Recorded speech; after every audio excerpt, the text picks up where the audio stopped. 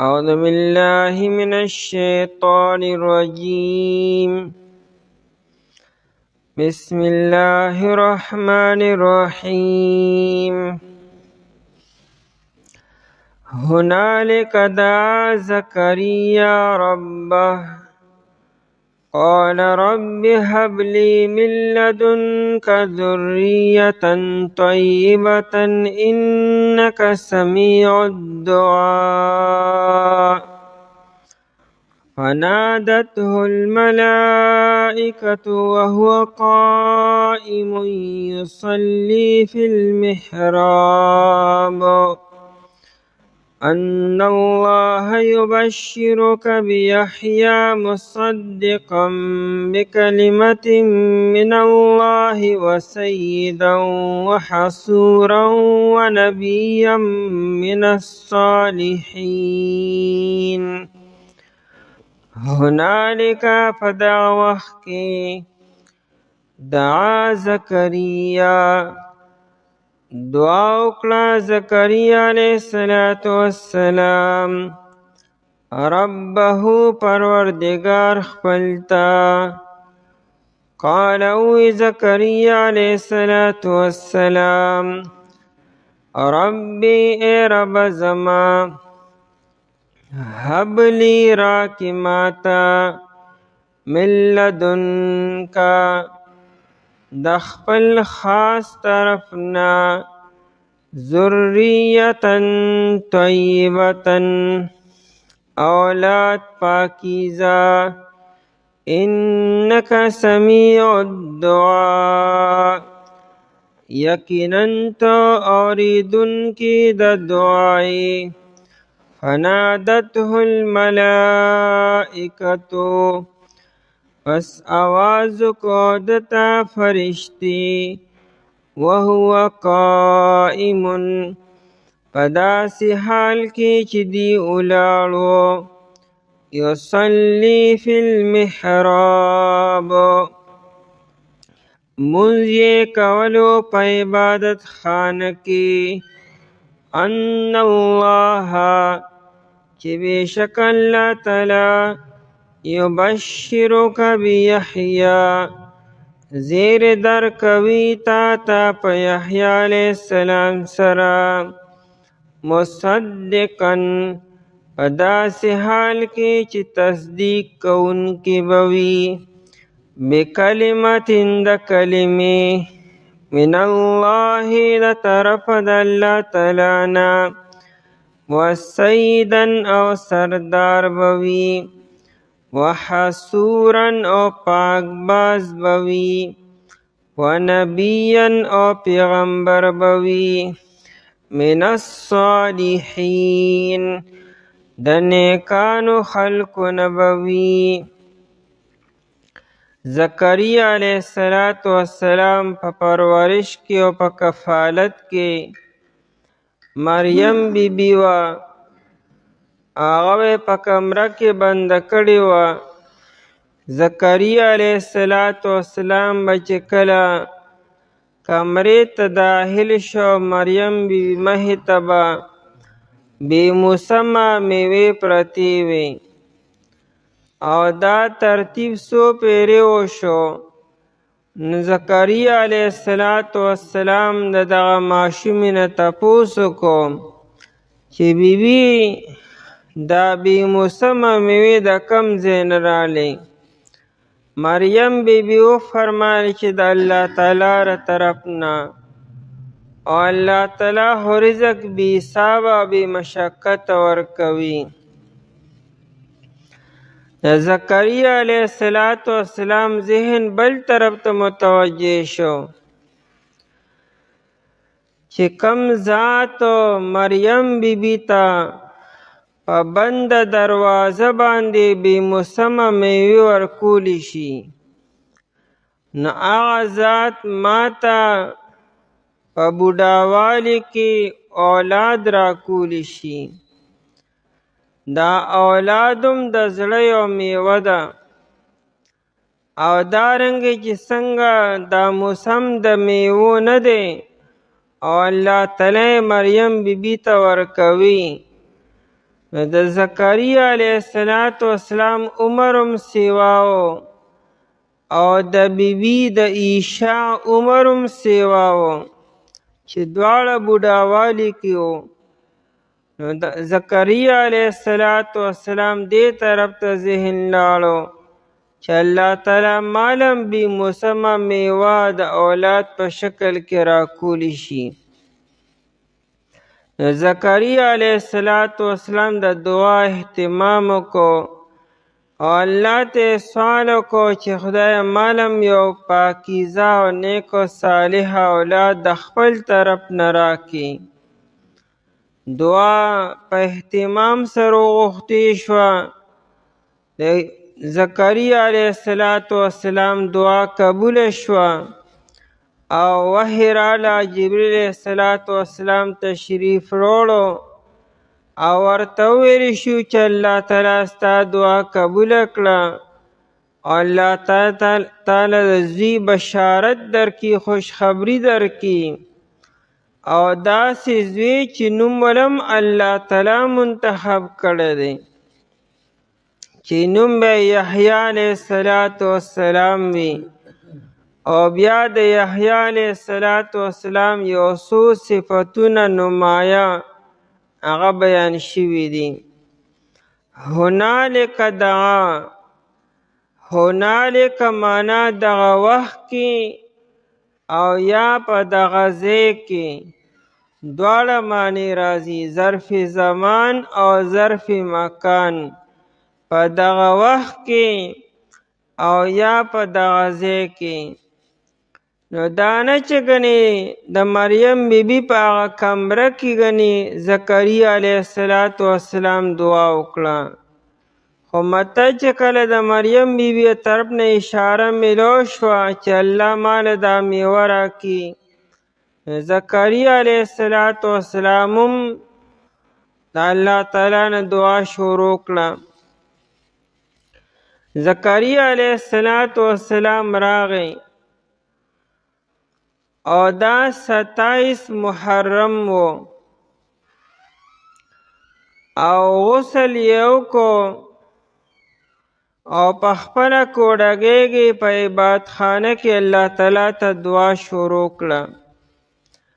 هلته سورې مریم کې را دې ذکر دی، اذ نادى ربه نداء خفیا. زکریا علیه السلام ډیر په دمه او پرو آواز سره الله تعالی ته دعا شروع کړه. په دمه آواز باندې ولې؟ ځکه زکریا علیه السلام عمر سیواو، یاسې نه بار څوک زما آواز اوري، ناسې نه چې بیا تانا او پیغور راکړي چې دې عمر ته وګوره او دعاګانو ته وګوره، په دې عمر کې دې اولاد غواړي. ځکه چې زکریا علیه السلام په خپله وي واشتعل الرأس شیبا، زما په سر کې ویښته سپین شوي دي، د سر ویښته مې مکمل سپین دي. او امراتی عاقرن، بیبی بیم شنډه ده، د هغې اولاد نه کیږي. نو دا دواړو په ظاهره کې د اولاد څه سبب نشته او نه څه شکل شته دی. خو زکریا علیه السلام وی ولم اکن بدعائک رب شقیا، اے الله زه ستا نه چې ته محرومه شوې نیمه، ما کلم چې ستا نه دعا کړې ده، ستا نه مې څه غوښتي دي، نو تا ماله ډېر ښه څه راکړي دي. یعنې مخکې داسې چې ته نه دي شوي چې ګنې ما یو دعا کړي، یو آرزو تمنا مې ظاهر کړي وي او ستا له طرف نه وي چې نه دا نه کیږي، نو چې څنګه مخکې تا زه محرومه کړې او مایوسه کړې نیمه، نو ای الله مالم اولاد راکې. هب لی من لدنک ولیا، ای الله مال د خپل طرف نه یو ولی راکې چې زما طرف نه وارث وي زما نه شاته. یرثنی و یرث من آل یعقوب، چې زما ردي علوم وارث وي چې مال تا کوم علوم راکړي دي او کوم ذمہداري دیم د بیت المقدس مقتدا او مشر و چې دا چلی او دارنګې د هغه د ابراهیم علیه السلام د زمانې نه چې کومه سلسله را روانه ده چې خدای دا سلسله ختمه نشي او بنده نشي.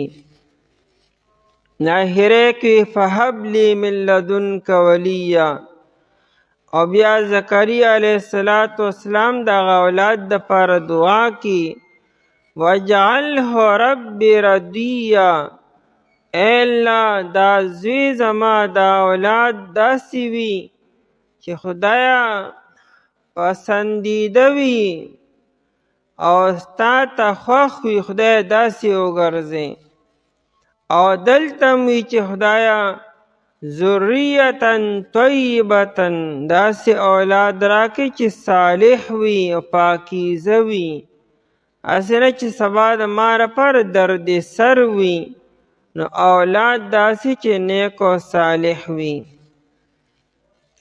هنالک په دغه وخت کې دعا زکریا دعا وکړه زکریا علیه السلام او دا د شپې کړې وه او چې کله عبادت خانې ته لاړو د تهجدو ټیم و دا ټیم دعاګانې ډېرې قبلیږي نو په تنهایۍ کې ښه په توجه سره زکریا علیه السلام مونځ وکړو د مونځ نه پسې دا دعا شروع کړه ربه رب خپل ته قال وی دا رب ای رب زما حبلی راک ما تا من لدنکا حبلی وی حبا هدیه ته وی چې څوک چاته ورکي دا نه چې تا ول څه ورکړي یا تاسو بدله ورکړي یا ستا په هغه باندې څه احساني نه چې د هېڅ قسمه څه باعث نشته دی او تا له څوک څه درکي نو دې ته هبه او هدیه ویلې کېږي. زکریا علیه السلام دام نه وي چې خدای ما دا دومره منځونه کړي دي خدای ما دا دومره روجې نیسلي دي یا ما دا قربانۍ ورکړي دی په بدله کې ما ته راکړي بلکې څه وي چې محض د خپل طرف نه صرف یو فضل او احسان په ما باندې وکړي چې زما له طرف نه څه شتی نه خو خدای ته یو عنایت وکړي په ما باندې احسان وکړي را باندې فضل و کرم وکړي من لدنکه خاص د خپل طرف نه ذریتا طیبتا اولاد پاکیزه طیب پاکیزه ته وي ان الله طیب ولا يقبل الا طیبا حدیث کې راځي نبی علیہ السلام فرمایي الله تعالی پاکیزه دی او الله تعالی ګوره پاکیزه صدقات او خیرات قبلی نو ذریتا طیبتا اولاد پاکیزه یا دا طیب په معنا د صالح سره چې نیک وي او هلته کې سورت مریم کې هم دا وایي چې خدایا وهب لی من لدنک ولیا چې داسې وي چې هغه یرثني و یرث من آل یعقوب چې هغه وارث شي د یعقوب علیه السلام یې لپاره خامخا نیک انسان پکار دی. د آیت نه دا معلومه شوه چې د اولادو دعا غوښتی شي او د اولاد امید ساتلی شي او دا د نبوت د شان نه خلاف نه دی. انبیاء کرام علیهم السلام د الله نه اولاد غوښتی دی خو بیا خاص کر چې نیک او صالح اولاد وي. تفسیر قرطبی لیکي چې دا د انبیاء کرام علیهم السلام سنت او عمل دی چې هغوی د الله تعالی د اولاد مطالبه کړې ده.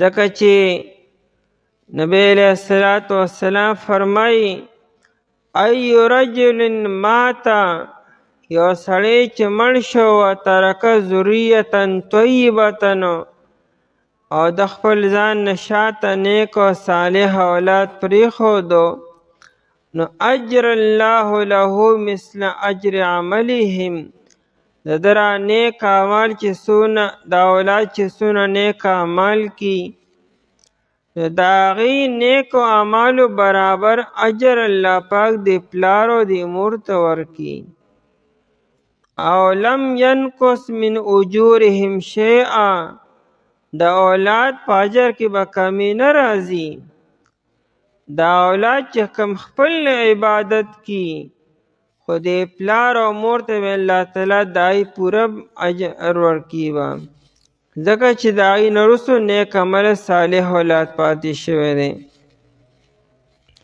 نو دا نیک عمله صالح اولاد دعا پکار ده چې خدای دا سلسله روانه وي انک سمیع الدعا بېشکه تو اوریدونکی د دعای بل حدیث کې نبی علیہ الصلوۃ والسلام دا فرمایي اذا مات ابن آدم انقطع عنه عمله ابن آدم چې وفات شو د خپل عمل نامه بند شوه دی اوس په خپله نیک عمل په قبر کې هونی شي کولی الا من ثلاث لیکن درې خبرې وروستو جاری وي یو پای کې نیک عمل صالح اولاد دی هغې به منځونه به کي چاته به سیک ناسکانه چاته به د خیر خبرې به ښي تعلیم به جاری ساتي دا سلسله به روانه وي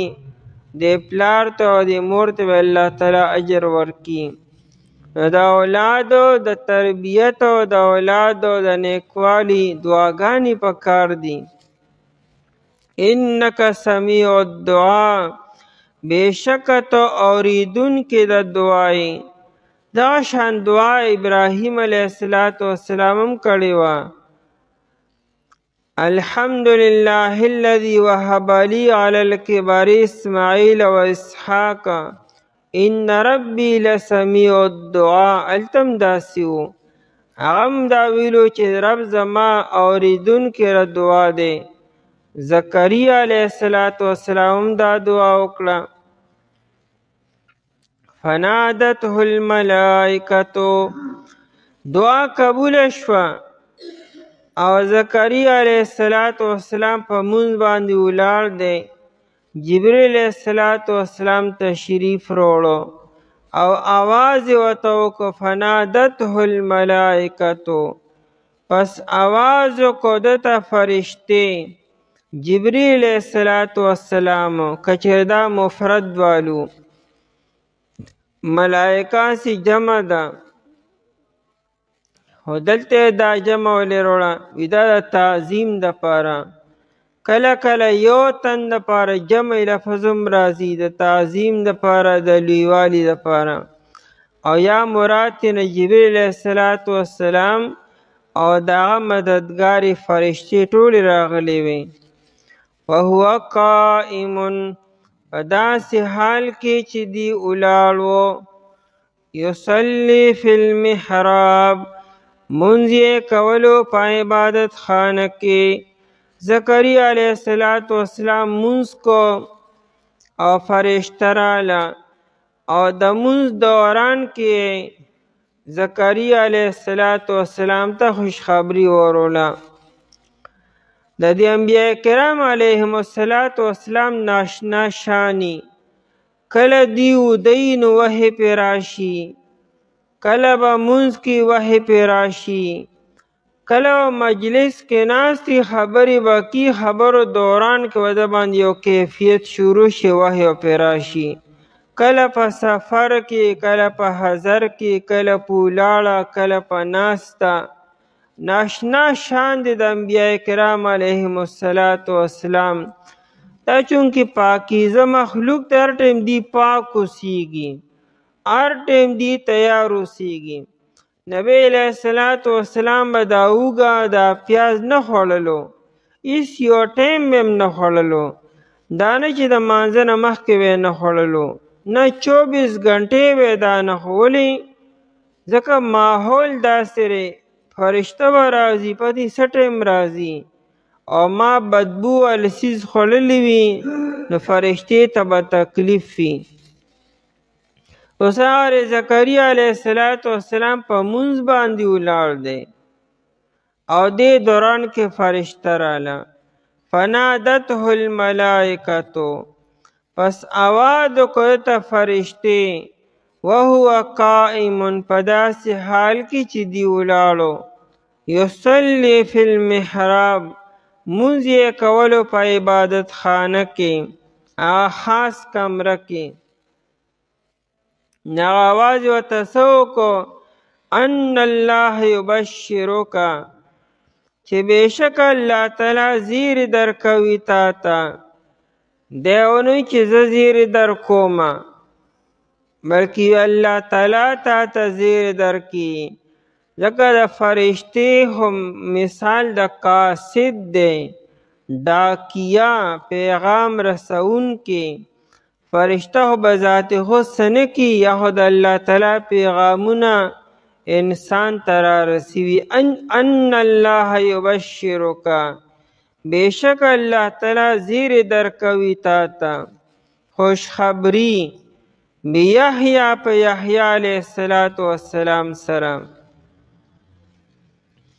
او هلته سوره مریم کې دی، یا زکریا انا نبشرک بغلام، اے زکریا علیه السلام مونږ تا ته خوشخبري درکو په یو هلک سره، اسمه یحیی، چې د هغه نوم یحیی دی، او لم نجعل له من قبل سمیا، د ده نه مخکې مونږ د چا لپاره یحیی نوم نه دی ښودی. یعنې د یحیی علیه السلام نه مخکې په انسانانو کې د چا نوم یحیی نه و. دا نوم مونږ دله خوښ کړی و او مونږ محفوظ ساتلی و، چې ته یو پلار په ذهن کې هم دا رانلو چې خپل زوی له د یحیی نوم کېږدمه، ځکه دا مونږ ساتلی و. نو مونږ ستا زوی له دا نوم ورکړو. یعنې داسې ناشنا دعا وه چې دعا هم قبوله شوه، او الله تعالی وله نارینه اولاد هم ورکړو، او د نارینه اولاد دپاره به نوم ږدي، چې مور وي دا بوله کېږدو، نیکه وي دا بوله کېږدو، نیا وي دا بوله کېږدو، ماما وي دا بوله کېږدو. نو میاشت تېره شي او دا نوم کې اتفاق رانه شي، نو الله تعالی نه مونږ له مخکې نه نوم ایښودی دی چې نوم به یې یحیی وي، لم نجعل له من قبل سمیا.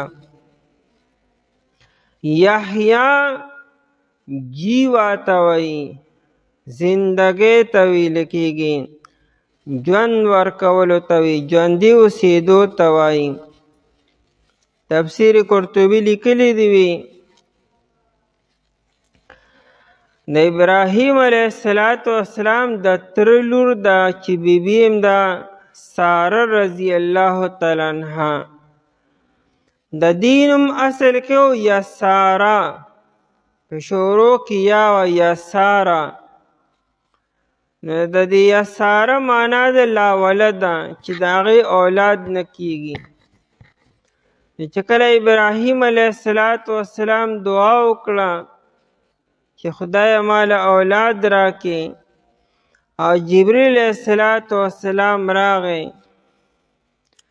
جبریل علیه السلام ووی چې تاله به الله تعالی اولاد درکړي د ساره رضی الله تعالی عنها نه، خو د دې یساره نه دا یا لرې کړئ، د دې نوم ساره دی.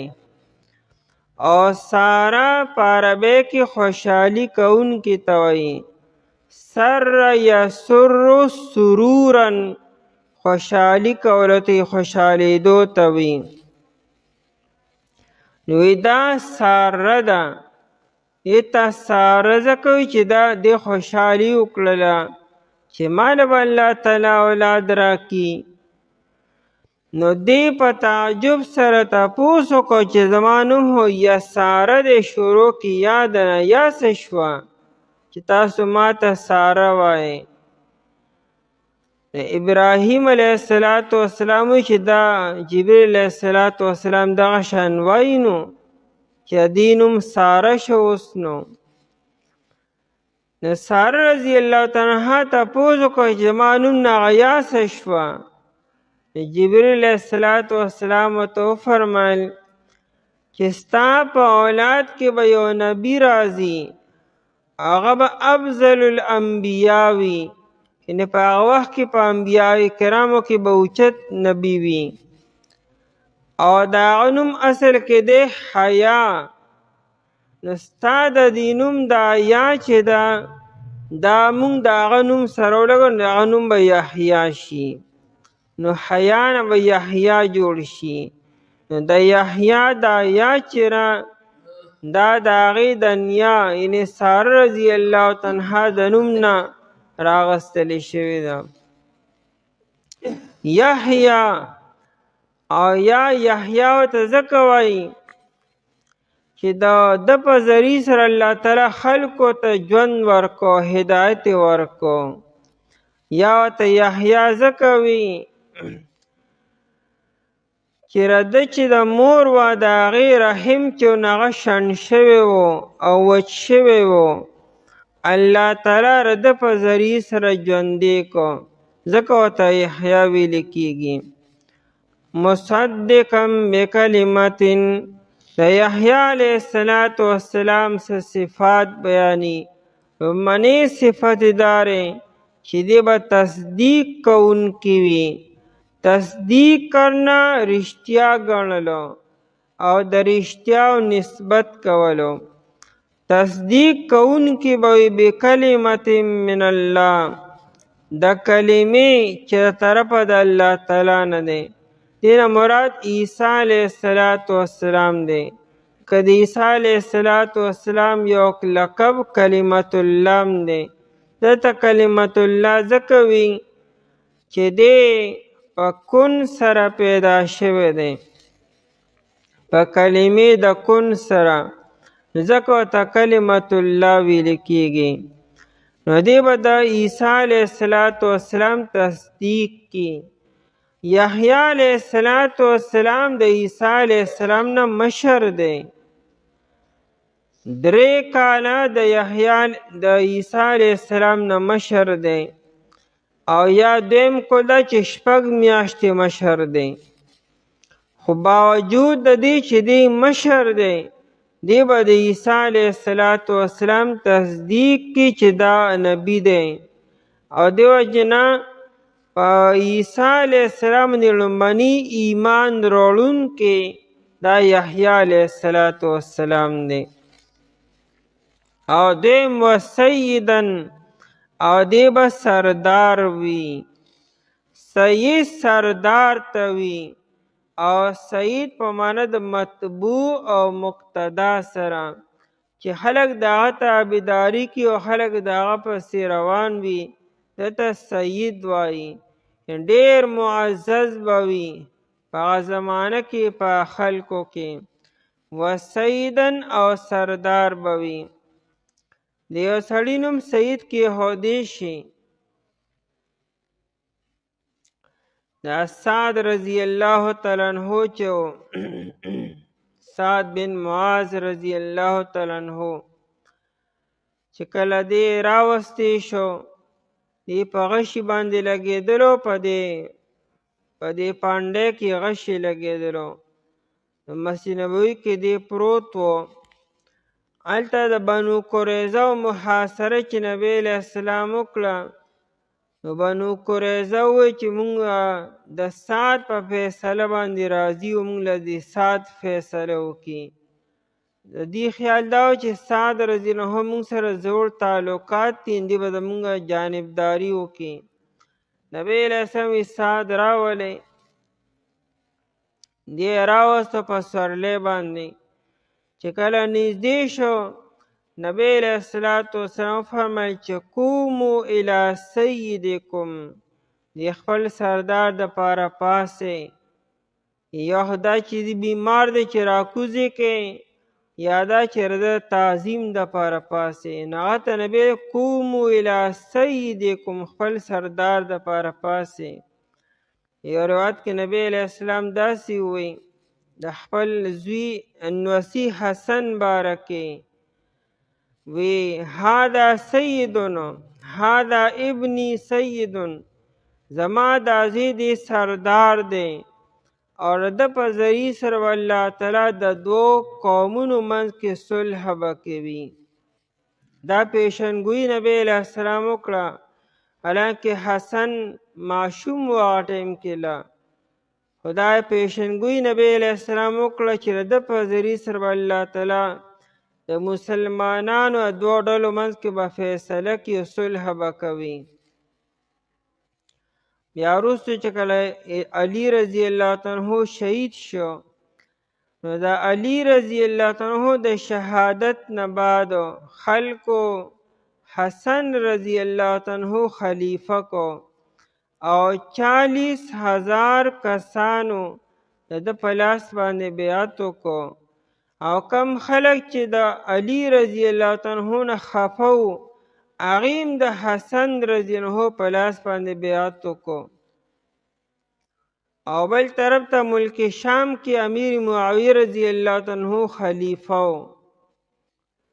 قریب وه چې د دواړو لښکرو منځ کې جنګ شوی وي، او دواړه لښکرې یو بل ته مخامخ هم شوې، یو طرف ته حسن رضی الله عنه، بل طرف ته امیر معاویه رضی الله تعالی عنه. حسن رضی الله عنه چې دواړو لښکرو ته وکتل، نو پوه شو چې فتح به هغه لښکر مومي چې هغه بل لښکر ختم کړي او فنا کړي، او دواړو طرفونو ته مسلمانان دي، صحابه دي. حسن رضی الله عنه که مونږ یو که هغه یو، صحابه خو دواړه دي، نو ډېر لوی قتل عام به وشي. حسن رضی الله تعالی عنه امیر معاویه رضی الله عنه سره صلح وکړه، شرایط یې ورته کېښودل، هغه پرې راضي شو، او حسن رضی الله عنه خلافت هغه ته وسپارو. دا خبره وه چې نبی علیه الصلاة والسلام ویلو چې زما دا زوی به سرداري، او د په وجه به الله تعالی د دوو مسلمانانو د دوو ډلو منځ کې به الله تعالی صلح راولي. وحسورا، او دی به پاکباز وي. حسور په معنا د ممنوع من النساء، د زنانو نه منع کړی شوی. څه مطلب؟ دی به واده نه کي، دی به زنانو سره کار نه ساتي، چونکې بیت المقدس کې په زرګونو زنانه اوسېدې به، عبادت له به راتلې به، خامخا مونځ له به راتلې به. او یحیی علیه السلام د زمانې سردار او امام به وي د زکریا علیه السلام نه بعدو. نو چې امام پاکباز او باکرداري، نو بیا به مریدان او شاگردان هم باکردار او پاکباز به وي. او که امام او مقتدا ټول په ښځو کې ناستي او سیلفیان علی، مقتدیان به هم دغه شانتې به کي به، مریدان به هم دغه کارونه بیا شروع کړي. نو یحیی علیه السلام به پاک دامن او پاکباز به وي، حسورا پاک دامن به وي. یا معنا داره چې دی به واده به نه کي په دنیا کې، دا نه چې ګنې نامرد به وي، خو لیکن سره د هر څه به دی واده به نه کي. دا د ده لپاره خصوصیت دی.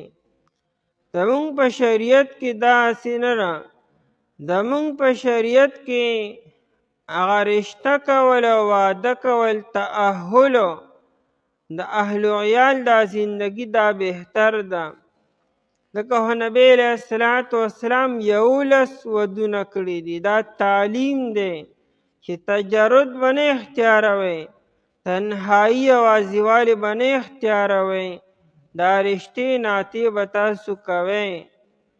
دا یو ځان له مسله ده چې ځان له یوازې زندګي تیرول افضل دي او کنه بل بچهدار والی زندگی افضل ده. نو دا زندگی افضل ده د تجرد نه. و نبیا من الصالحین، ځکه نبی علیہ السلام فرمای تزوجوا الودود الولود فإني مکاثر بكم الامم. تاسو نکاح وکړئ داسې بیبیانو سره چې هغه ډېرې مینه ناکې وي او هغه ډېرې بچي پیدا کوونکې وي، ځکه زه به سبا قیامت کې فخر کوم په خپل امت باندې. زما امت چې څومره ډېر وي دومره به ډېر د فخر خبره وي. و نبیا من الصالحین، او دی به نبی وي، پیغمبر به وي، او من الصالحین د نیکانو خلکو نه به وي. دی به پخپله نیک وي، هر یو نبی نیک وي، دا نه چې دغه امتیازي خصوصیت دی. په دغه وخت کې دعا وکړه زکریا علیه السلام خپل رب ته، وویل ای ربه زما راکې ماته خپل خاص طرف نه اولاد پاکیزه، بېشکه ته اورېدونکې د دعا یې. پس اواز وکړه فرشتې په داسې حال کې چې دی ولاړو مونځ یې کولو په عبادت خانه کې. بېشکه الله تعالی چې د زیر درکوي تا ته په یحیی علیه السلام سره په داسې حال کې چې تصدیق کوونکي به د کلمې د طرفه د الله تعالی نه، او سردار به وي او پاک باز به وي، او نبی به وي د نیکانو خلکو نه به وي. اعوذ بالله من الشیطان الرجیم. بسم الله الرحمن الرحیم. قال رب أنا يكون لي غلام وقد بلغني الكبر وامرأتي عاقر. قال كذلك الله يفعل ما يشاء. قال رب اجعل لي آية. قال آيتك ألا تكلم الناس 3 أيام إلا رمزا واذكر ربك كثيرا وسبح بالعشي والإبكار. قال فرمائل زكريا عليه الصلاة والسلام ربي اے رب زما انا یکونو سرنگی بوی لی غلام زما د پار الکو وقد بلغنی الکبرو او حال دادے چی یقینا را رسیدل دے ما تا بڑاوالی وامرأتی عاقر او بیبی د زما شنڈا. قال او فرمائل اللہ تعالی کذالکم دارنگی اللہ یفعلو اللہ تعالی کوي ما یشاء آسو چو غواړي. قال او فرمائے زکریا علیہ السلام ربی اے رب زما اجعل لی اگرزوا زما د پارا آیتن یو علامتو.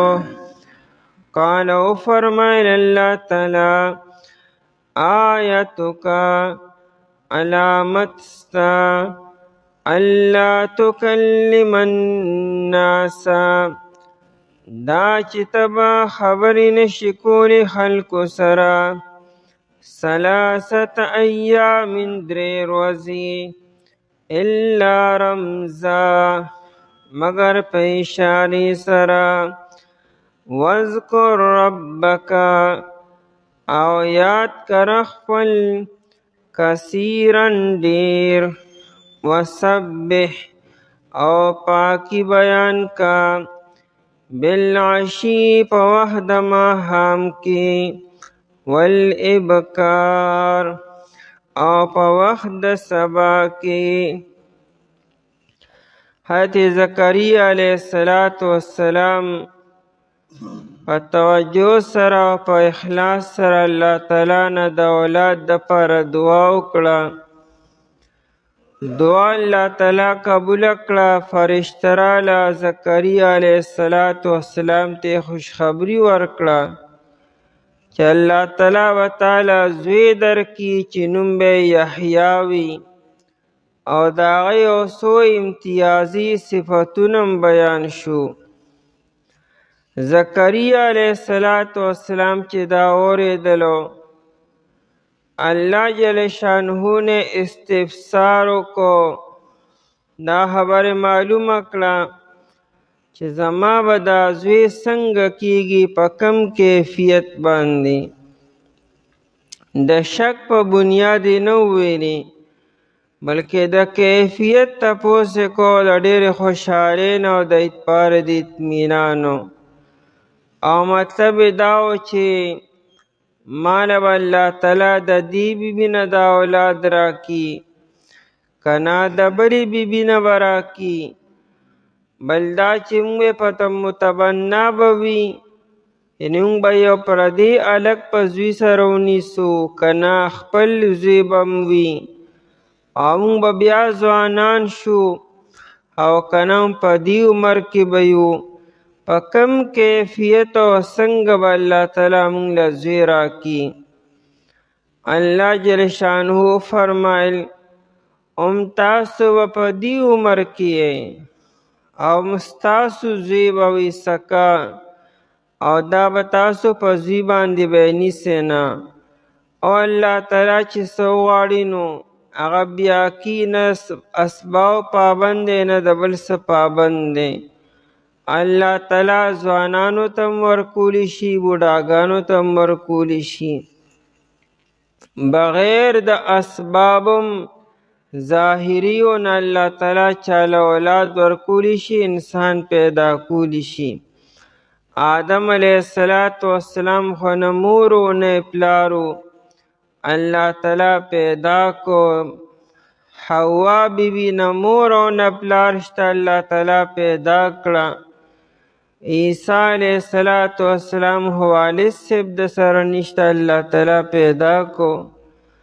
د صالح علیه السلام اوښه ده، نه مور شته نه پلار شته، الله تعالی د ګټې نه پیدا کړه.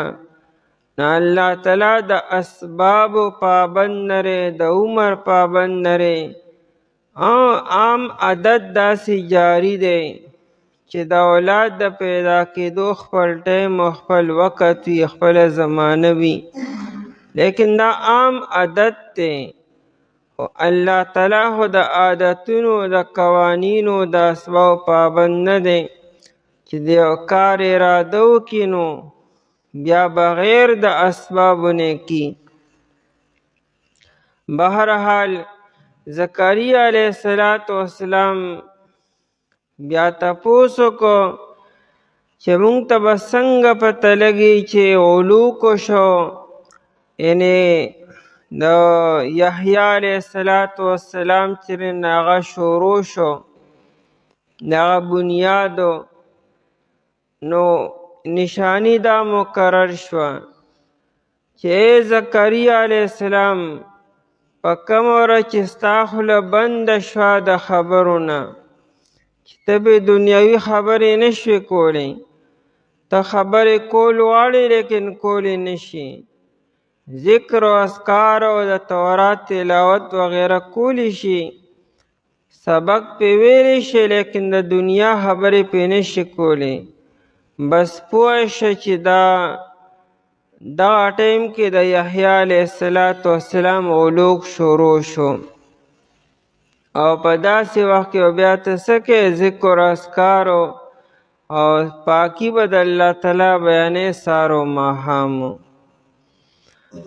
قال او فرمایل زکریا علیه السلام رب اے رب زما انا یکون لی، انا په معنا د کیف سره څه کیفیت به وي نی څنګه به وي یکون وي لی غلام زما دپاره هلکو. چونکې مخکې نه خوشخبری کې دونه خو معلومه شوه چې الله تعالی به زکریا علیه السلام ته زوی ورکي. ځکه فنادته الملائکة کې راغی چې ان الله یبشرک بیحیی، او سوره مریم کې دی چې انا نبشرک بغلام، مونږ تا ته خوشخبری درکو زیر درکو په هلک سره. نو په خوشخبری نه خو معلومه شو چې الله تعالی به زوی ورکي. نو ځکه زکریا علیه السلام وی چې دا به څرنګې وي یکون لی غلام، څرنګې به وي زما دپاره هلکو. وقد بلغنی الکبر، او حال داره چې نه زه د اولاد د پیدا کېدو په عمر کې یم او نه مې بیبي د اولاد د پیدا کېدو په عمر کې ده. ابن عباس رضی الله تعالی عنہ فرمایي، روح المانی لیکلی دي چې د زکریا علیه السلام عمر په دې وخت کې 120 سالو، او د بیبي عیشا چې وه د هغې عمر 200 کاله 98 سالو. او دا عمرونه چونکې عام طور د اولاد د پیدا کېدو نه دي، بل زکریا علیه السلام خو پخپله وي سوره مریم کې چې واشتعل الرأس شیبا، زما دا سر سپین شوی دی، او وهن العظم مني، زما اډوکې کمزوري شوي دي، یعنې زما په اډوکو کې طاقت نشته، سر مې سپین شوی دی. مطلب زم د دې عمر کې نیمه او نه مې بیبي په دې عمر کې ده. وقد بلغنی الکبر، او یقینا را رسېدلی دی ما ته بوډاوالی. دی ونه وی چې زه بوډا شوی یم، دی ونه چې قد بلغتو الکبر، زه بوډاوالی ته رسېدلی یم، وی بوډاوالی ما ته را رسېدلی دی. گویا کې دا بوډاوالی طالب دی او زه مطلوب یم، چې دا بوډاوالی ما پسې را روانو نو ما ته راورسېدو. او چونکې انسان باندې دا بوډاوالی راځي، انسان خو دا نه غواړي چې زه بوډا شمه، دی خو ډېر لګیایي او کم کلرونه لګي او کم سرجي کی د خپل بدنو، لیکن دا خو به هر حال راځي په انسان باندې. وقد بلغنی الکبر، او یقینا را رسېدلی ما ته بوډاوالی، یعنې زه د 120 سال په عمر کې یم. زما هم دا حال دی. وامرأتي عاقر، او بیبي د زما شنډه. عاقر د عقر نه دی، عقر قطع النسل ته وي، یعنې هغه چې د هغې نسل کټ شوي ته عقر ویلی کېږي. او په معنا د لا تلیدو، هغه زنانه ته وي چې د هغې اولاد نه پیدا کېږي.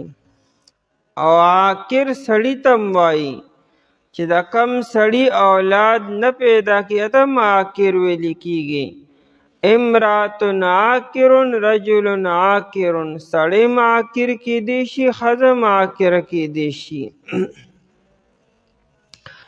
عاقر اصل کې د شګو هغه ډیری ته وایي چې د هغې د پاسه شین بوټی بلکل نه راخیږي، نو هغې ته عاقر وایي چې د شګو داسې یو ډیری وي چې چې هغه بالکل شنډه وي ګویا کې. نو چې څنګه په دغه ډیرې باندې شین بوټي نه راخیږي، نو هغه سړی او هغه ښځه چې د هغې بالکل اولاد د سره د امید نه وي او نه پیدا کېږي ته عاقر ویل کېږي. او بل کې عقیم هم دقه معنا باندې عقیم شنډه ته ویل کېږي. نو بیبي هم دا حال دی. دا زکریا علیه السلام د شک او تردد په بنیاد نه دی ویلي، ځکه پیغمبران حضرات چې شک بالکل نه کي، دی د الله تعالی په وعدو باندې یقین وي او نه دی د الله تعالی په وعدو باندې بې اعتمادي وي.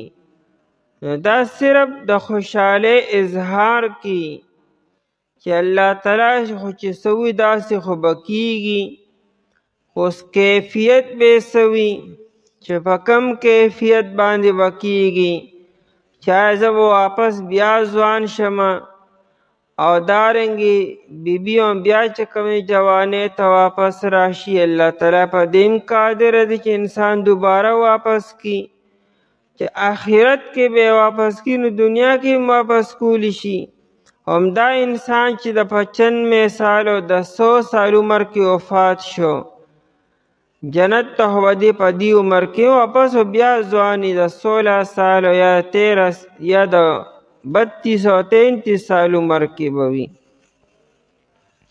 نو مطلب دا چې یا به زه بیا واپس ځوان شم او کنه مال به الله تعالی د بلی بیبي نه دا اولاد راکړي به، او کنه اولاد به زمونږ خپل نی، د بل ځای نه به الله تعالی مونږ له یو زوی راکړي، مونږ یې متبنا کو، په زوی سره به یې مونږ ونیسو. نو څه ترتیب به څه کیفیت به وي. قال وفرمایل الله تعالی کذالک همدارنګې، کذالک یعنی انتما کذالک، تاسو دواړه به په دې عمر کې په دې حال کې به نه به ته ځوانېږي دوباره او نه به دې بیبي ځوانېږي، په دې عمر کې به او باوجود د دې الله تعالی به تاسو له زوی درکړي. الله یفعلو، نو بیا که اوسوي لکه دا به څنګه وي، نو الله یفعل ما یشاء، الله تعالی کوي ما یشاء هغه چې وغواړي. الله تعالی چونکې د اسبابو پابند دی، یفعل ما یشاء کوي هغه چې غواړي، بس نو چې اراده وکړه نو کی به بیا. قال او فرمایل زکریا علیه السلام رب رب زما اجعل لی وګرځوه زما دپاره آیتن یو نښه یو نشاني یو علامت پکار دی چې ما ته اندازه ولګي چېرې دا عقر به څنګه دا علوق به څنګه کېږي، ما ته به څنګه پته لګي چې زما بیبي د حمل نشوه، اندازه به څنګه لګي. نو دایره پاره دا وشو چې کله ته په خبرو باندې قادر نشوې، یعنې دا نه چې ته به مکمل ګونګې بشې، جوه به دې روغه وي، هسې عام طور خبرې خو ته کوې، خو په کمر چې ستا خوله بنده شوه د خبرو نه، ته په خبرو کولو باندې قادر نه یې، قدرت به نه لرې، به دا علامت او نشانی ده چې ستا بیبي چېرې هغه حامله شوله. قال وفرمایل الله تعالی آیتک نښه ستا نښه نشانی دار الله تکلم الناس، دا چې ته به خبرې نشي کولی خلکو سره، یعنې لا تستطیع النطق، ته به د خبرو کولو طاقت نه لرې، او دا به عیب نی، عیب خو دا چې انسان بیمار شي، او انبیاء کرام علیهم السلام داسې بیماری نه راځي چې ګونګی دي شي چې خبره نشي کولی، دا صرف عارضي طور باندې وقتی طور باندې، که مکمل ګونګی پکې تا ذکر هم نشو کولی، بیا پکې دا تورات تلاوت هم نشو کولی، الانکه ټول کارونه به ته کوې، د تورات تلاوت کولی شي، مونځ ورکولی شي، ذکر و اذکار و تسبیحات به کولی شي، صرف د دنیا خبرې به نشي کولی. نو سوره مریم کې ردی ذکر دی. زکریا علیه السلام فخرج علی قومه من المحراب فأوحى إليهم أن سبحوا بكرة وعشيا. زکریا علیه السلام جماعت کې او خپل عبادت خانه کې او بیت المقدس کې چې کومه کمره وه او چابیانې به مغه سره وي، دروازه به ما کولاوله. سحر چې دروازه کولو کړه خلک راغلو جماعت ته، او ظاهره خبره چې سحر لومبني ملاقات شي نه خلک یو بل سره دعا سلام کی، ستا شپه په خیر سره تیره شوه، لکه تاسو راغلې او خیر دی. چې کله دا خبرې کولې زکریا علیه السلام د خولې نه خبرې نه وتې. زکریا علیه السلام پوه شو چې اوس دا هغه ټیم دی. نو فاوحى الیهم ای طرف ته اشاره وکړه ان سبحوا بکرة وعشیا، چې تاسو هم د الله پاکي بیانوئ سهار و ماښام، او اشاره په لاس سره ورته وکړله. نو دا علامت و چې زکریا علیه السلام د خبرو نه بند شو. خو دا صرف 3 ورځې وې، 3 ورځې او 3 شپې. د دې نه بعد بیا د زکریا علیه السلام د عام عادت مطابق او ذکر و اذکار او یا خبرې اترې کولی شوې. بعض مفسرین حضرات وی چې د دې نه مراد روژه ده، چې 3 ورځې به ته خبرې نشي کولی، یعنې ته به روژه نیسي. او د بني اسرائیلو دا روژه داسې وه چې دوی به خبرې بیا نه کولې.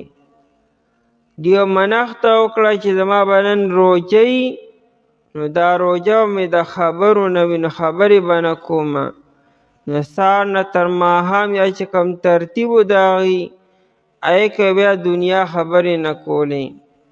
لکه سوره مریم کې د مریم بیبي باره کې ذکر دی چې کله عیسی علیه السلام پیدا شو، نو مریم بیبي سره فکر شو چې خلکو ته به اوس څه ویمه، زه چې عیسی علیه السلام ځان سره اوسم خلکو لړ شمه، نو خلک خو بیا تپوسونه کوي دا څوک دی، د کم ځای دی، څنګه دی، خلک خوزګار دی، د ویښته نه پوستکي وباسي، نو کم تن ته به سر خوږوم لګیا ویمه. الله یې د حل دار وباسو چې کله ته واپس لاړه شي خلکو ته، خلک ستا نه تپوس کي فقولي انی نظرت للرحمن صوما، ما د روژې منښته کړې ده، فلن اکلم اليوم انسیا، زه به نن ورځ هېڅ یو انسان سره به خبرې نه کومه. نو چونکې هغه زمانه کې خلکو به د خبرو روژه نیسله، نو ای بیبي ته دې دا ووایه چې زما نن روژه ده او روژې حالت کې زه خبرې کولی نشم. او که بیا هم څوک تپوس کړي نو عیسی علیه السلام طرف ته اشاره وکړه، باقي به عیسی علیه السلام خپله صفایي په خپله بیان کړي چې زه څوک یم او څنګه رالم او د څه لپاره راغلی یم. نو هغه زمانه کې د خبرو روژه هم وه. دا خو چې دلته مې ډېر خوند مې کو چې د خبرو روژه وي.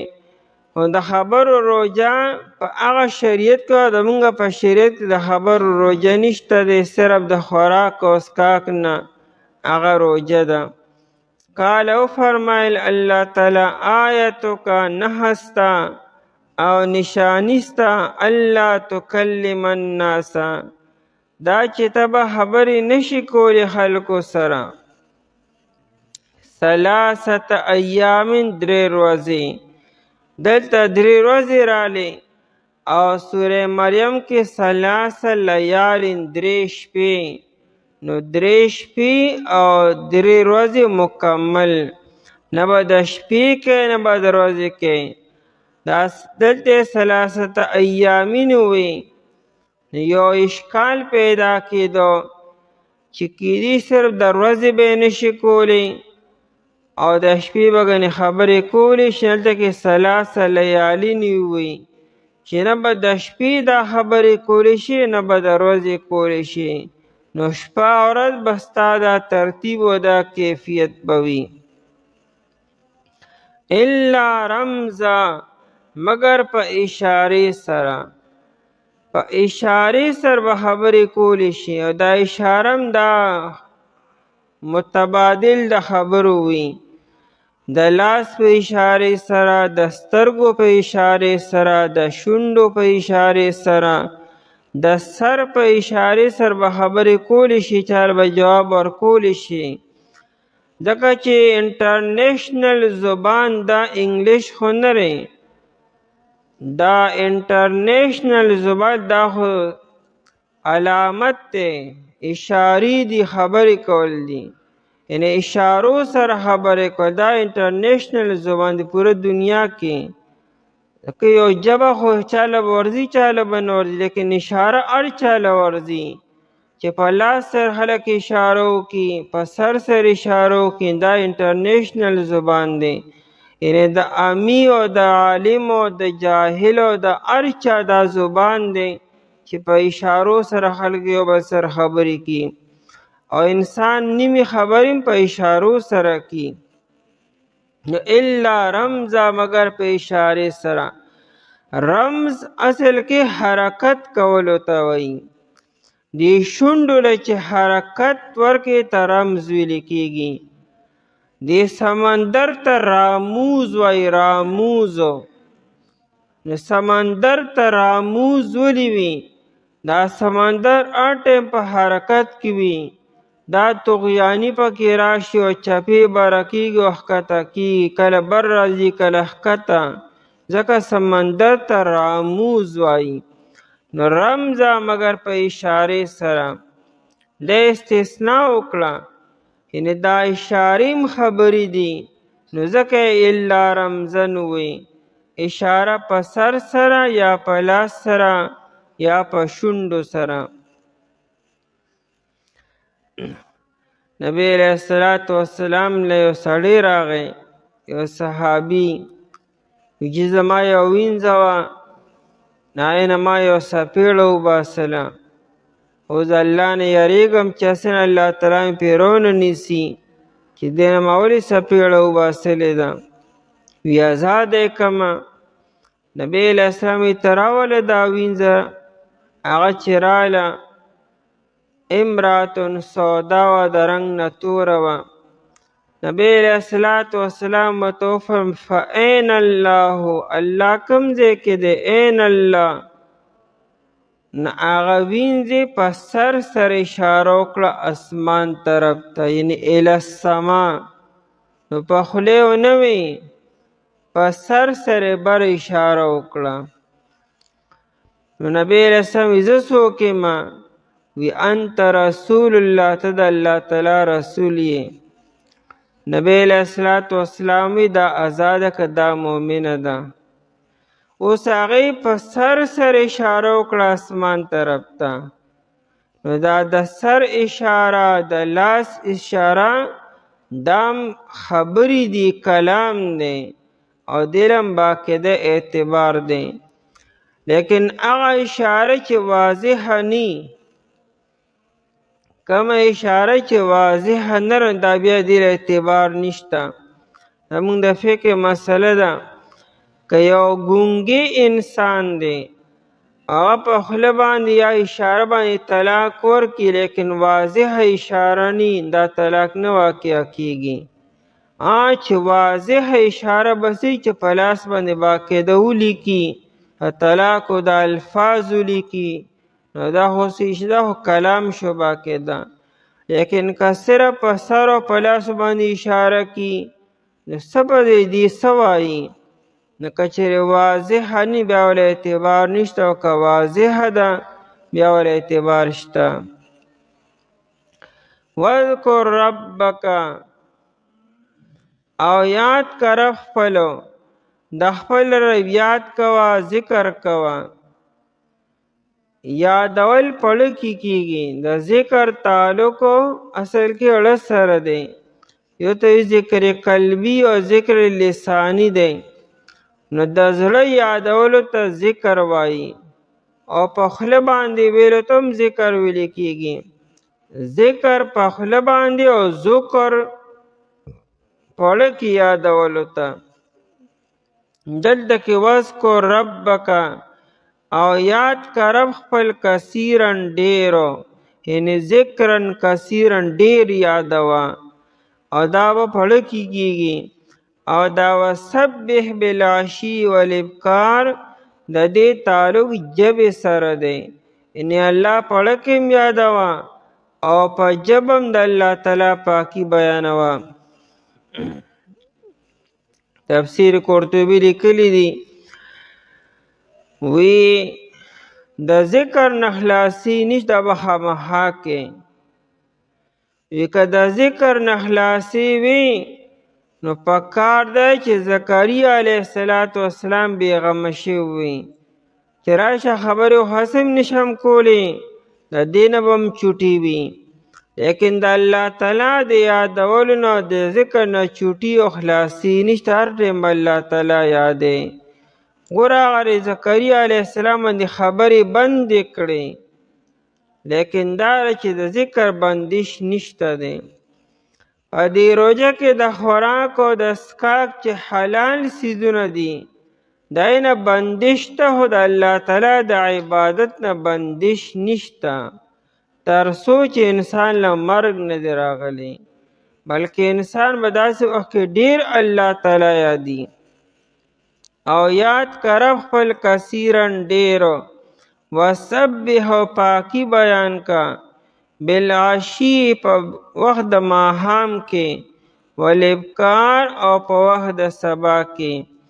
عشی په عربی کې چې نور زوال وشي د 12 بجو ټیم کې، د دې نه پس دا عشی دی. موږ ته ماښام وایو، خو دا دغه ټیم نه بس زوال شروع شو نو دې ته عشی تر ماښام پورې دې ټیم ته ویل کېږي. او د ماښام نه پس دې ټیم ته بیا عشا ویل کېږي. د ماښام نه مخکې او د زوال منځ کې دې ته عربی کې عشی وایي، او د ماښام نه پس دې ټیم ته عشا ویل کېږي. نو بالعشی په وخت د ماښام کې، والابکار په وخت د سبا کې. ابکار نه مراد چې کله سحر روخیږي تر چاش تر ټیمه پورې، د دوحا د ټیم پورې ته ابکار ویل کېږي. او د سحر په ټیم کې د سبح نه مراد یو تفسیر دی چې د الله تعالی ذکر کو په ژبه باندې، او د اذکر تعلق اړه سره دی. دویم کو دا چې سبح نه مراد مونځ دی، وصلی مونځ کوه په وخت د ماښام کې او په وخت د سبا کې. نورم شروع کا دا به طور شکرانه دا ذکر دا حکم متولی شو، دا د الله تعالی شکریه ادا کا، او د الله تعالی شکریه چې د الله تعالی یاد ډېر ډېر کوه. او فرمایي زکریا علیه السلام اے رب زما سرنګي به وي زما دپاره هلکو، او حال دار چې یقین رارسېدلی ما ته بوډاوالی بیبي زما د شنډه. او فرمایل الله تعالی دارنګې الله تعالی کوي هغه چې وغواړي. او فرمایل زکریا علیه السلام اے رب زما وګرځوه زما دپاره یو نښه. او فرمایل الله تعالی نښه ستا دا ده دا چې ته به خبرې نشي کولی خلکو سره 3 ورځې مګر په اشارې سره. او یاد که رب خپل په زړه کې کثیرن ډېر، او پاکي بیانوه په وخت د ماښام او په وخت د سبا کې. أعوذ بالله من الشيطان الرجيم. بسم الله الرحمن الرحيم. وإذ قالت الملائكة يا مريم إن الله اصطفاك وطهرك واصطفاك على نساء العالمين. يا مريم اقنتي لربك واسجدي واركعي مع الراكعين.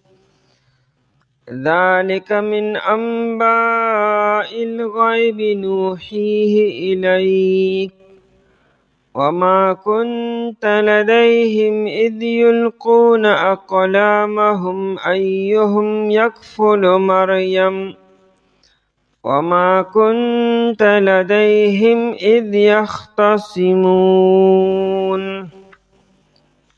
وإذ قالت الملائكة او کله چې وی فرشتي یا مریم اے مریم بی بی ان الله اصطفاکی یقینا الله تعالی غوره کړی ته وطهرکی او پاکه ساتلی ته واصطفاکی او غوره کړی ته علی نساء العالمین د جهان په زنانو باندې.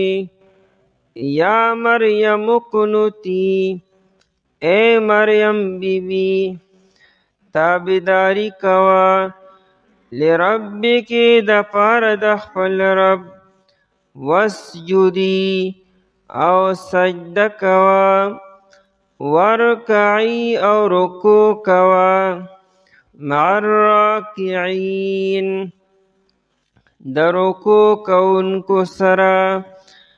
ذالک دا واقعات من انباء الغیب د خبرونو د غیب ندی نوحیه الیک چې مونږ وحی کوو د دې تا ته وما كنت لديهم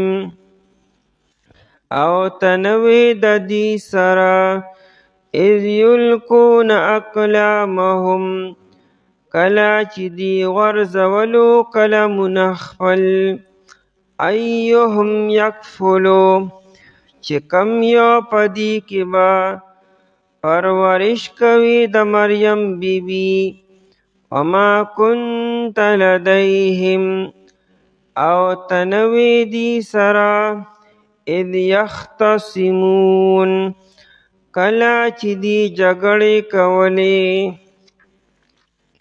په دې آیتونو کې د عیسی علیه السلام د والدې صاحبې د مریم بی بی فضیلت او طهارت بیانیږي.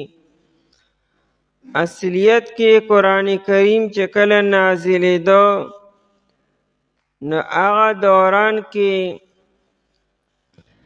دلیل مذهبونو آسمانی یهودیت او نصرانیت او دا دواړه د مریم بی بی باره کې د افراط او د تفرید شکارو.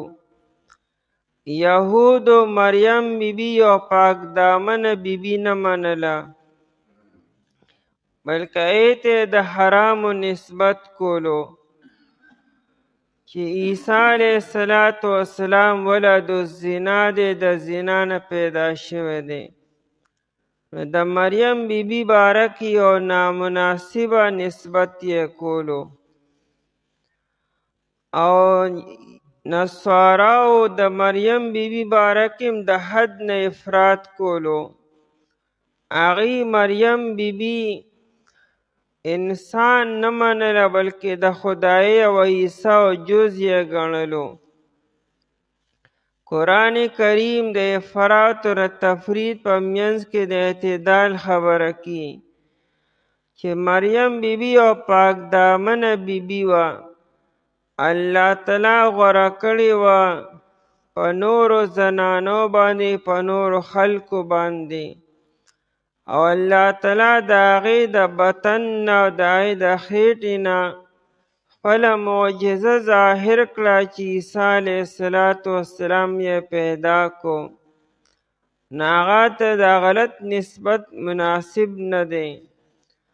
او مریم بیبي د خدای یو جزء یو اسم نه ده، یو زنانه ده، یو د عامو زنانو په شانتې. الله تعالی ولا غوروالی فضیلت ورکړو. او بیا د نبی علیه السلام رسالت بیانی چې نبی علیه السلام بذات خود تورات شریف نه دی لستی او نه انجیل شریف لستی دی او نه ولا لستل ورتلو.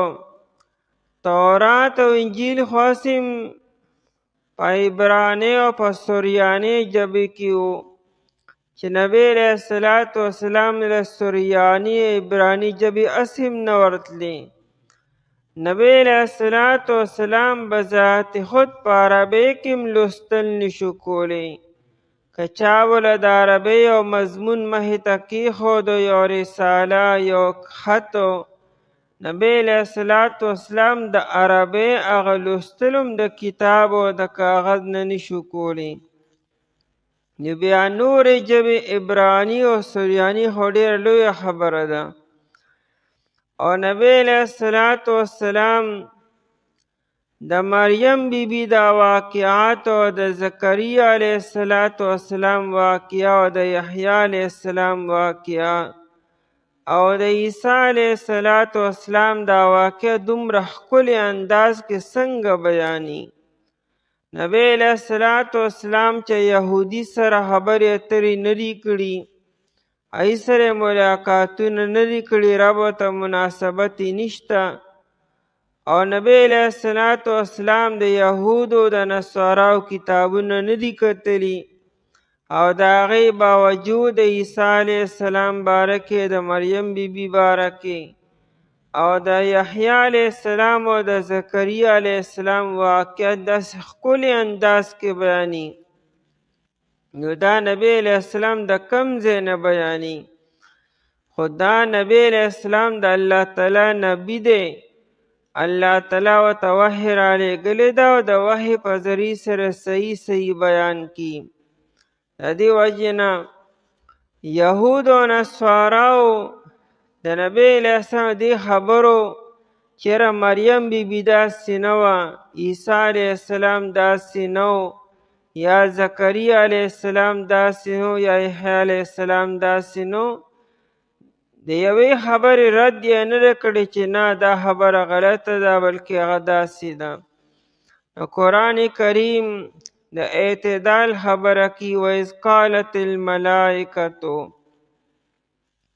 او کله چې وی فرشتې، ملائکه جمع ده او دلته مراد نه جبریل علیه السلام دی. جبریل علیه السلام خو یو فرشته ده، نو ملک پکارو او ملائکه جمع روړو. نو بعض اوقات د چا د عظمت او د احترام د وجې نه چې درجې اوچتې وي، نو د هغه دپاره د جمع صیغه م راځي. ای به یو تنو او لفظ وله د جمع راشي. نو دا د جبریل علیه السلام د عظمت او د لوی مرتبې د وجې نه ملائکه د جمع لفظ ورته رایي، ورنه مراد ترې نه جبریل علیه السلام دی. یا مریم، اے مریم بیبي، جبریل علیه السلام مریم بیبي ته براه راست خبره کی. مریم بیبي پیغمبره نه ده، ځکه انبیاء کرام علیهم السلام نارینو کې راغلي دي. وما ارسلنا من قبلک من رسول ستانه مخکې مونږ یو پیغمبر نه دی راغلی الا رجالن لیکن سړي وو نو نبی همیشه سړی جوړ شوی دی او په ښځو کې انبیاء کرام علیهم السلام نه دی راغلی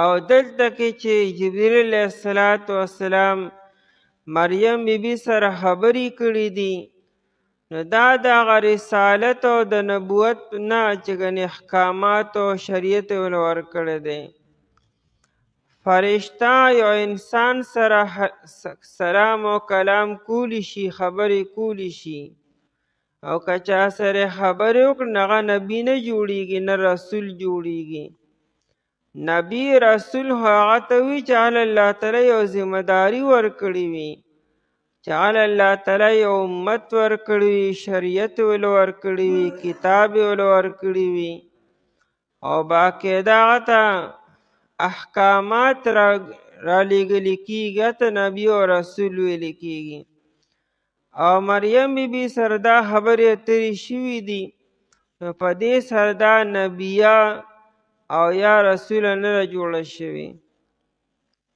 یا مریم ای مریم بیبي ان الله اصطفاکی بیشک الله تعالی غوره کړی تو اصطفاکی د صفا نه دی او صفا پښتو کې مونږ صفا وایي دا بالکل پاک دی او صفا دی یعنی خالص دی صفی خالص ته ویل کېږي اصطفاکی الله تعالی ته غوره کړی نو د څه نه غوره کړی وي تالی غوروالی در کړی دی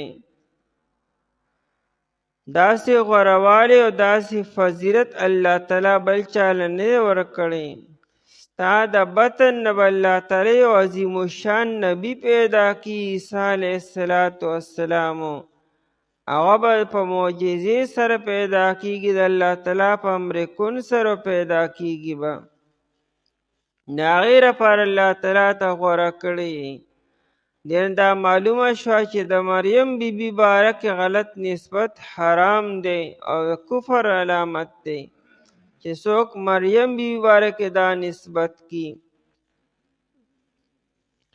ان الله اصطفاکی بشک الله تعالی ته غوره کړی وطهرکی او ته پاک ساتلی پاک کړی تو تطهیر منه پاکولو صفا کولو او ښه پاکولو ښه صفا کولو ته تطهیر ویل کېږي وطهرکی ته ښه صفا کړی د څه نه من مسیس الرجال نارینه تا ته لاس نشي لګولی تا له څوک لاس نشي وړی دین الله تعالی ته پاک ساتلی او یا وطهرکی اے نزهکی عن الاخلاق الذمیمتی تا الله تعالی پاک کړی صفا کړی د ناکار اخلاقونه د مذموم اخلاقونه د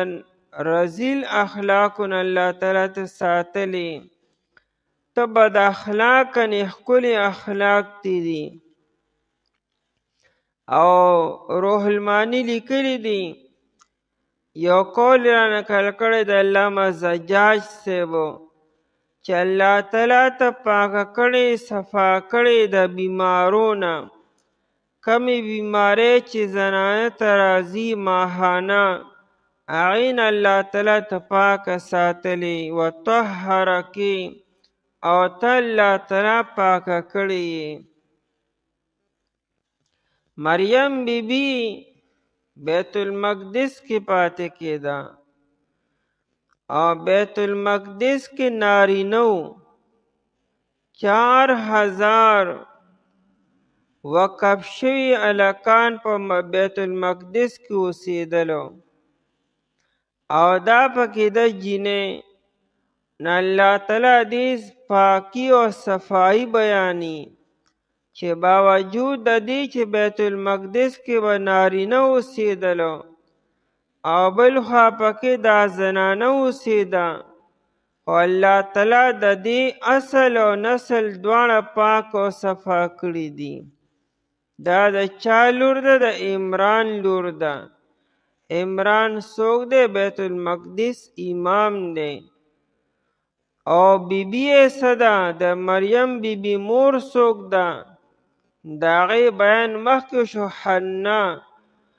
او هغه بیبي ده چې هغه لا پیدا شوې نو هغې داسې منښته کړې وه، یعنې دونه نیک او صالحه بیبي ده چې الله تعالی ماله دا زوی راکي، دا به زه بیت المقدس دپاره وقف کومه. او بیا دا چې پیدا شو نو د هغې کمې دعاګانې وکړې، د شیطان نه هغه ټیم کې پاکه وساتله. انی اعیذها بک و ذریتها، وایي زما ته د شیطان د مس کولو نه، شیطان د وسوسو نه د الله تعالی په پناه کې ورکړې. نو دا خو لا ماشومه وه. انی اعیذها بک چې دا زه ستا په پناه کې در کوم الله تعالی ته وي. چې دومره مور یې د دې دا کیفیت دی. او بیا مریم بیبي د زکریا علیه السلام په پرورش کې لویه شوه. نو هر طرف ته فضیلت او غوروالی راغلی دی. او بیا جبریل علیه السلام براه راست مریم بیبي ته وي چې الله تعالی ګوره ستا انتخاب کړی دی. چې الله تعالی د چا انتخاب وکړي نو هلته کې هم څه شبهه پکار ده. بیا د هغې باره کې هم دا ذهن کې سره راوستل دي چې دا څه شوي دي څه نه دي شوي.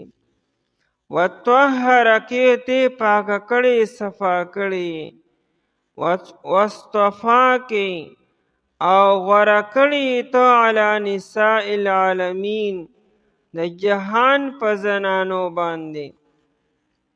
په دې جهان کې چې څومره زنانه دي په هغه ټولو باندې تا ته غوروالی درکړی دی.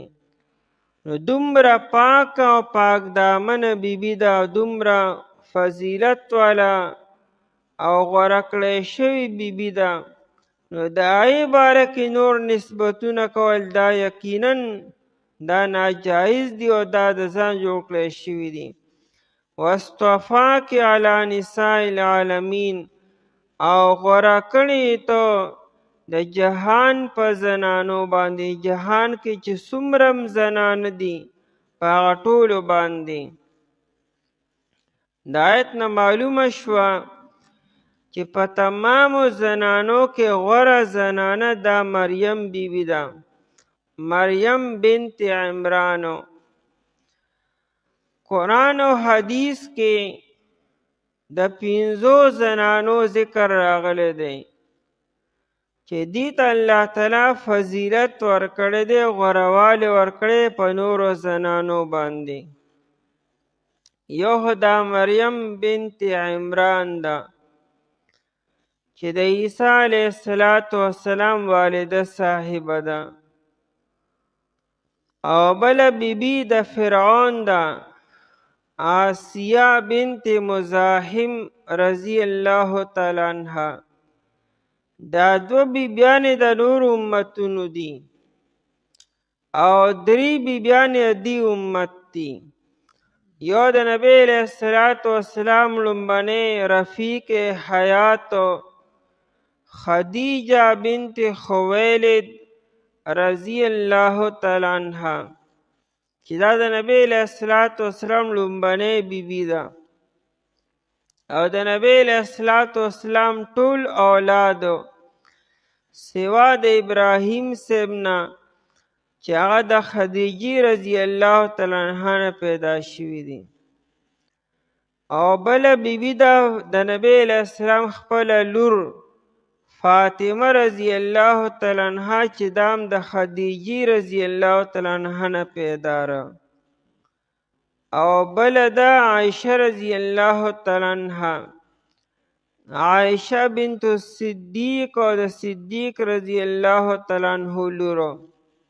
دا 5 بیبیانې دي چې د دې باقاعده نوم راغی چې دا غوره دي. نو دوه مخکنو امتونو شي او درې د دې امت دي. او په دې کې دا دوه مور او لور دي. او دا یو د نبی علیه الصلاة والسلام بیبي د عایشه رضی الله تعالی عنها. بیا په دې پنځو واړو کې غوره څوک دي چې په دې کې بیا فضیلت چاته حاصل دی؟ نو دا مریم بیبي چې دې ته خو فرشتې دې سره خبرې هم کړي دي. لکه دلته راغلو چې جبریل علیه الصلاة والسلام ورته یا مریم ان الله اصطفاکي. دارنګې سورې مریم کې به هم دې ذکر راشي چې جبریل علیه الصلاة والسلام ورته مخامخ راغلی او کلام یې ورسره کړی دی. نو دې سره خو فرشتې براه راست کلام کړی دی.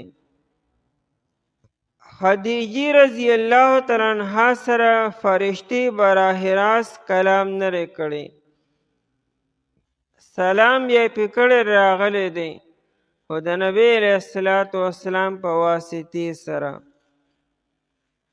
عایشې رضی الله تعالی عنها باندې هم سلام راغلی دی، خو د نبی علیه الصلاة والسلام په واسطې سره.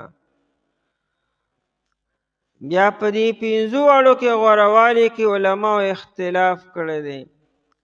نبی علیه الصلاة والسلام د دې پنځو واړو ذکر کړی دی.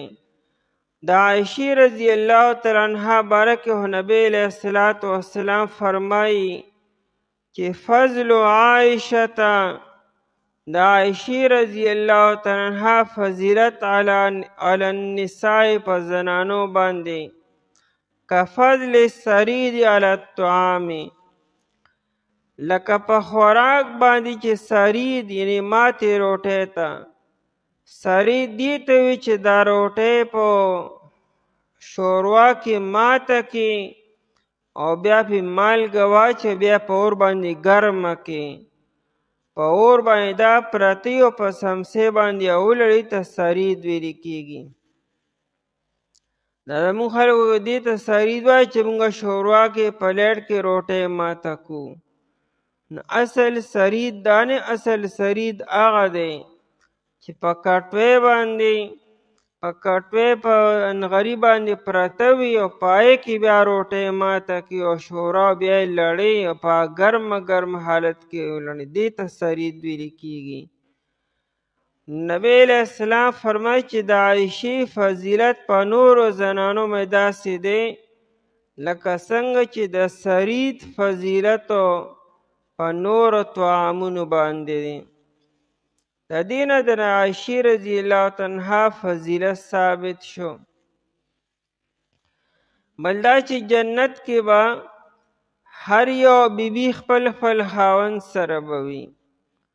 عایشه رضی الله تعالی عنها به نبی علیه الصلاة والسلام سری او د نبی علیه الصلاة والسلام مرتبه اوچته ده، یقینا د عایشې رضی الله تعالی عنها مرتبه اوچته شوه. بیا د عایشې رضی الله تعالی عنها او د خدیجة الکبرا رضی الله عنها منځ کې دواړو کې کم یو افضل ده؟ نو راجح قول دا دی چې افضل خدیجه رضی الله تعالی عنها ده، ځکه چې یوه پیره بخاري کې روایت دی عایشې رضی الله تعالی عنها نبی علیه الصلاة والسلام ته عرض وکړو. نبی علیه الصلاة والسلام د خدیجې رضی الله تعالی عنها خبره وکړه، نو هغې ورته ویل په هغې څه کې هغه یو بوډۍ زنانه وه وفات شوې ده او تعالی الله تعالی خو ښکلې بیبیانې درکړې. نو نبی علیه الصلاة والسلام وفرمیل نه، هغې له الله تعالی د هغې نه مال الله تعالی ښکلې اولاد راکړی دی، یعنې غوروالې د هغې دی د خدیجة الکبرا رضی الله تعالی عنها. او روایتو کې هم راځي چې نبی علیه السلام به بیبیانو سره ناست و، خو که د خدیجة الکبرا رضی الله عنها ذکر براغی نو نبی علیہ الصلوۃ والسلام به داسې شو چې گویا کې صرف خدیجه بیبی را دا نورې ګډون دینه یعنې د هغې به دومره فضیلت او القابات بیان کړو.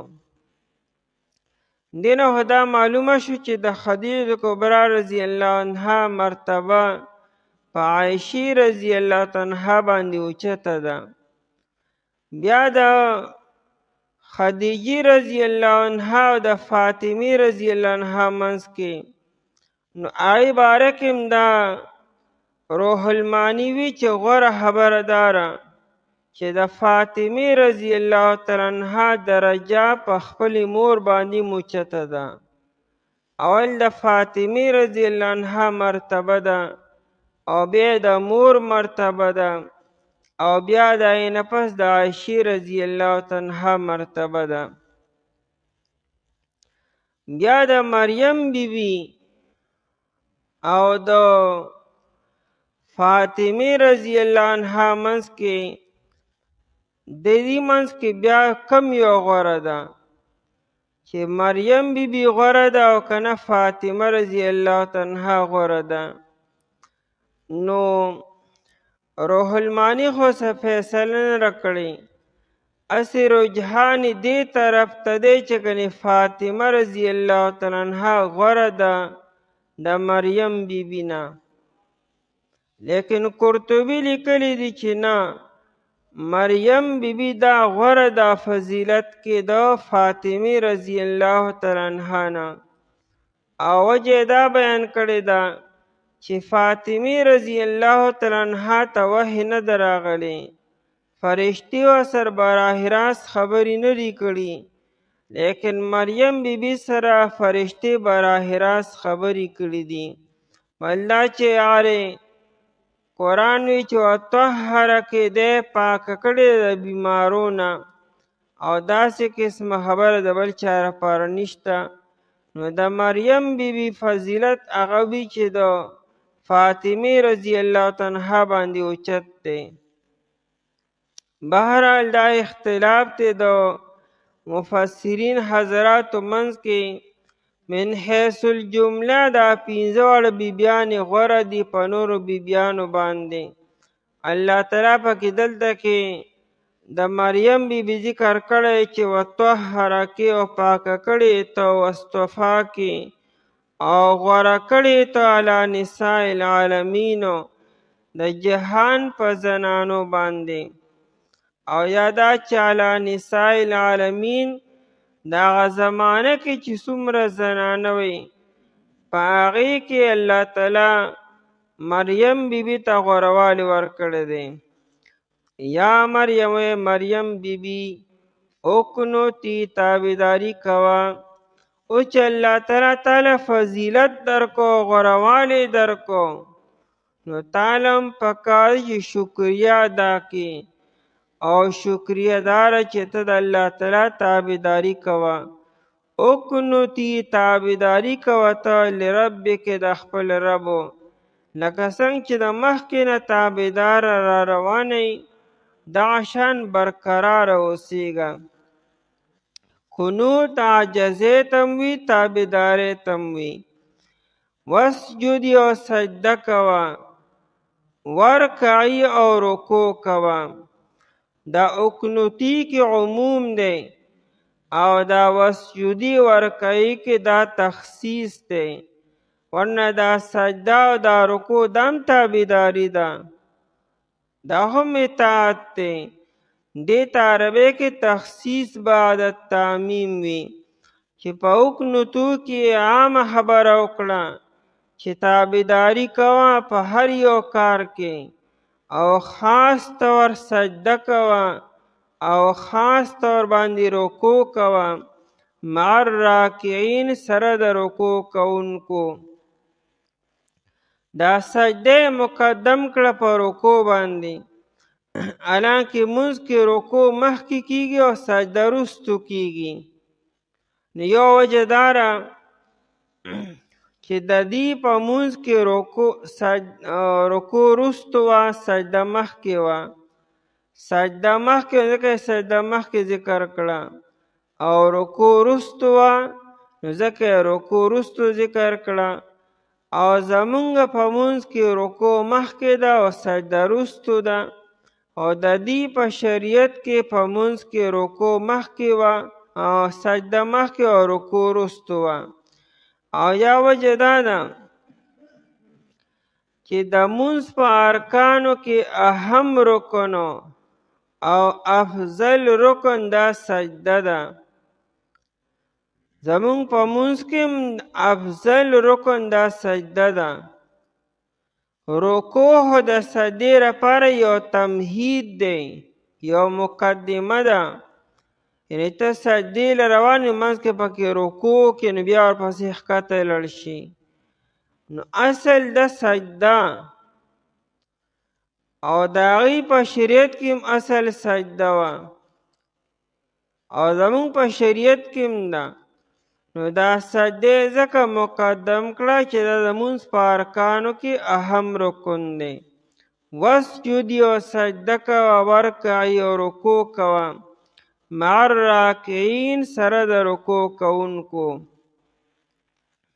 ورکعی مع الراکعین یې وایي رکوع کوه سره د رکوع کوونکو او دی چې ورکعی مع الراکعات د مؤنث لپاره د زنو لپاره راکعات راځي یعنې دی ونه چې ته رکوع کوه هغه زنانو سره کمې زنانه چې رکوع کي نو وجه دا ده چې دا بیت المقدس کې اوسېده او امام خو نارینه و اول خو امام د دې والد صاحب عمران او د هغه نه بعد بیا زکریا علیه السلام دی نو زنانه خو به خامخا سړي پسې شاته لمونځ کوي زنانه خپله لمونځ نشي ورکولی که زنانه خپل جماعت کی نو لمونځ خو به زنانه به نه ورکي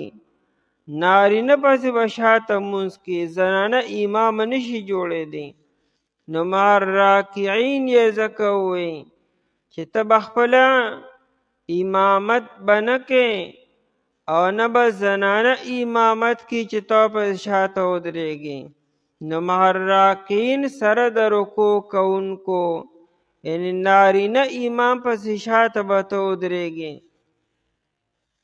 او مع الراکعین کې دې طرف ته مې اشاره وکړه چې مونځ کوه نو په جمع سره کوه لکه افضل مونځ دا جماعت سره دی انفرادي مونځ نه زیات افضل دا د جمع مونځ دی نو مع الراکعین سره د رکوع کوونکو زمونږ په شریعت کې زنانه په جماعت کې مونځ کولی شي څه ممنوع نه دی خو د فتنې د وجې نه ممنوع دی که فتنه نی یو ځای کې نو یو زنانه باقاعده جماعت کې مونځ کولی شي نارینو سره به اختلاط نه کوي یو ځای به نه ودرېږي لیکن زنانه په جماعت کې مونځ کولی شي د نبی علیه السلام په زمانه کې به زنانه باقاعده د سحر لمانځله به جومات ته راتلې به